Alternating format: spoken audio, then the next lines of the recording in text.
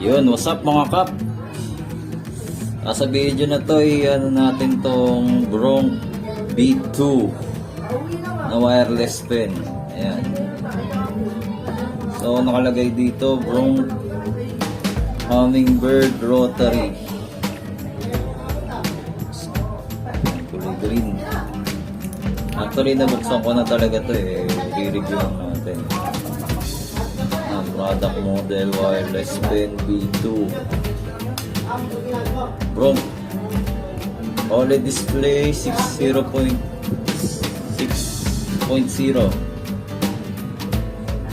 protection function. Ayan.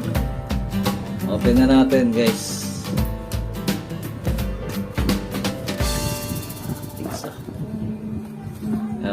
Pagbukas nyo meron na talaga siyang ganito warranty card, product warranty card. Pero kung siguro pagka nasira ganun, pero hindi sinasadyang nasira, ito warranty card. Ayan. So ito siya guys. Ayan. Kulay green, navy green. Ayan, kung mapapansin nyo, kulay navy green. Dito yung tatak niya, Bronc tsaka ayan. Tapos dito yung ano niya, open niya guys, itong ano na to. Open natin. Ayan, 5.0. Ito yung up na ano, sa taas ng volt, sa taas to, sa taas na to, kita nyo dito sa baba, yung sa gitna yung ano, pampababa ng volts. So pag gusto nyong i-open, click nyo ulit itong ano, sa baba. Ayan, gumagana na siya. Tingnan natin yung tunog guys. So, pinakamalakas na ano.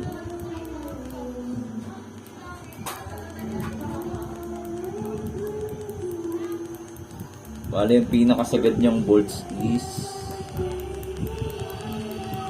11 volts. Pero pwede na. Hindi naman tayo magtataas ng pinakamataas talaga. Ayan yung tunog niya pag pinakamalakas.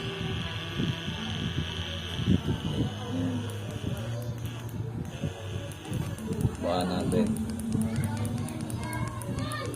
Tunog niya pag pinakamababa. So, ayan. Guys.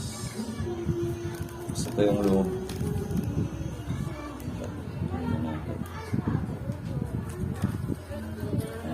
Buksan natin.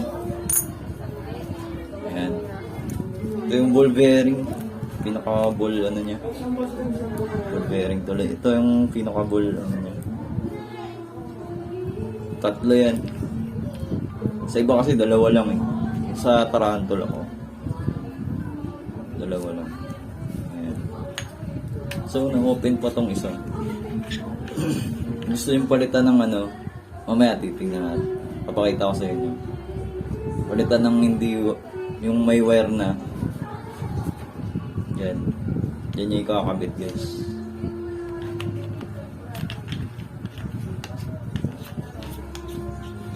Ano. Yan. Sikuyos lang to. Ganda tong wireless na to kasi di battery siya. Ito yung battery niya.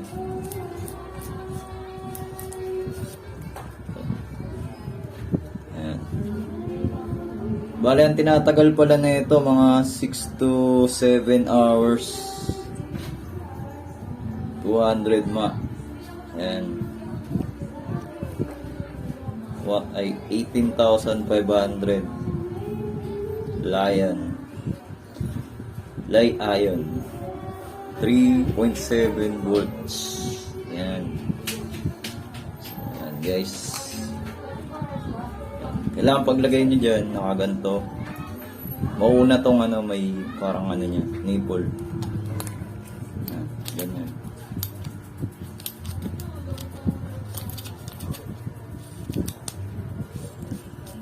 Yan.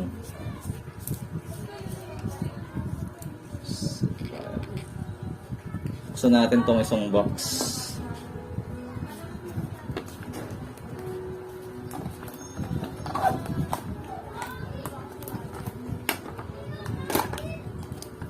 Ito.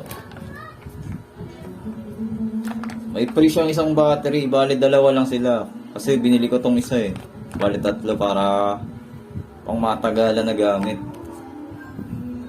Tsaka para charge ko tong, habang charge ko tong dalawa, habang nagtatato ako, naka-charge tong dalawa na to. Yan. Bale, ito pala yung charger. Ito yung ano. Andito yung mga laman niya. Laman ng accessories. Yan, dyan sa loob. Ito. Pakita ko sa inyo guys. Ito, yan. Ito yung charger niya. Dito mo lang ipapasok yung battery. Ayan. Kailangan naka-indicate siya na kung ano nakalagay dyan. Ganun yung pwesto ng... Ayan, nakaganyan siya.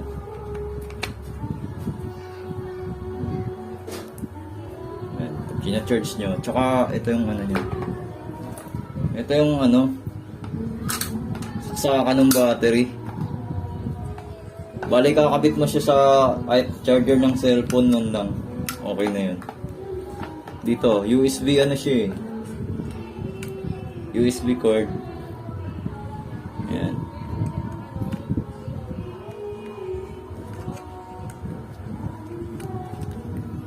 Ayan. Tapos dito nyo isakaksak yung ano. Sa pinaka ulo ng charger. Ito. Yan, charge nyo yung dalawa. Mare, mahaba yung session nyo.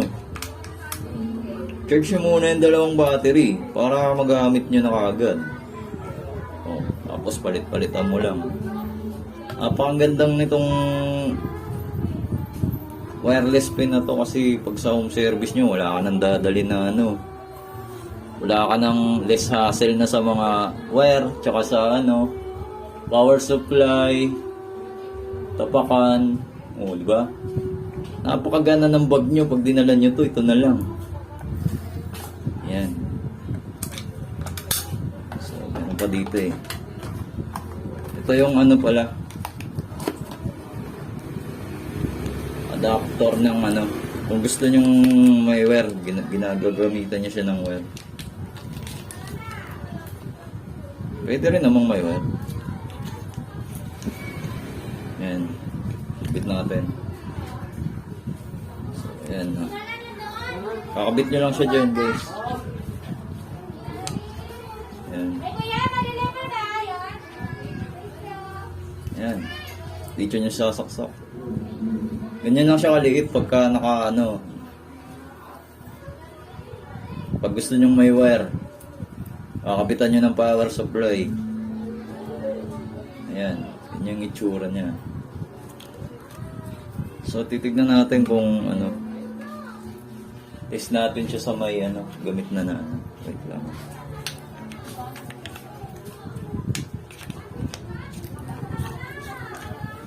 So bali ang labas ng needle niya is ganito kahaba. Tingnan niyo.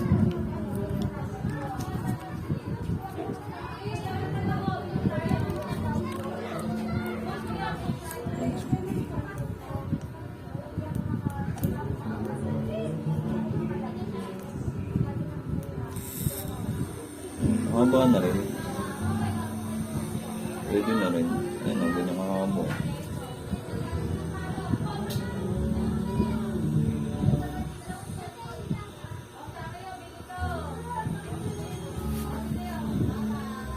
Hindi makita eh. Pero okay yung tunog. Siguro may mga nakalabas pa ng 2.5 mm.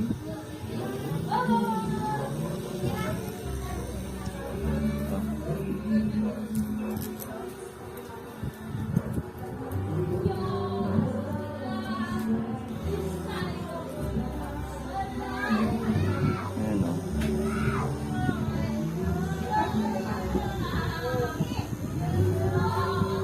Ang ganyan kahaba yung labas ng ano.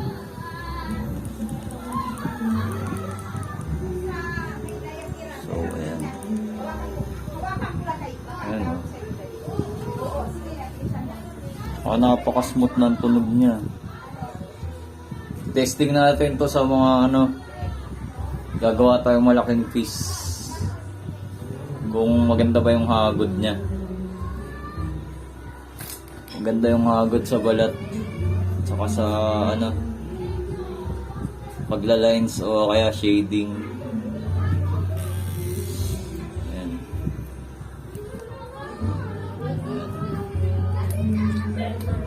Prong V2. Meron na itong B1 kaso di ko alam kung ano yung performance nun eh. Ang ano kasi nito, pinagkaiba nila, meron siyang ano, quick start na 9 volts. Malakas kaagad siya. Tsaka iba yung grip niya. Yung pinaka-grip niya, nakaganto, parang CNC type. Sa B1 kasi, napakataba. Hirap hawakan. Ewan ko lang kung sa performance ng dynamo niya, motor niya, maganda o hindi. Baka doon nag-iba eh. Kaya binili ko to eh. Alam ko, mas okay yung gamitin to kaysa dun sa B1 eh. Kaya mahal siya ng onte. Nabili ko pala to sa ano, sa Osus Tattoo Supply. Order na kayo doon. Osus Tattoo Supply. Nabili ko siya ng 6,500 lang. Yan. Siya. So, ayun lang guys. Napaganda niya gamitin. Swak to para sa mga newbie. Matagal pa malobat, mga 6 to 7 hours. Mahaba session nyo. So, ayan lang guys. Maraming salamat sa mga nanood. Bili na kayo. At testing natin to sa balat ng client. Yung malaking piece talaga. Kung maganda. Yan, maraming salamat. Dito na lang. Thanks for watching.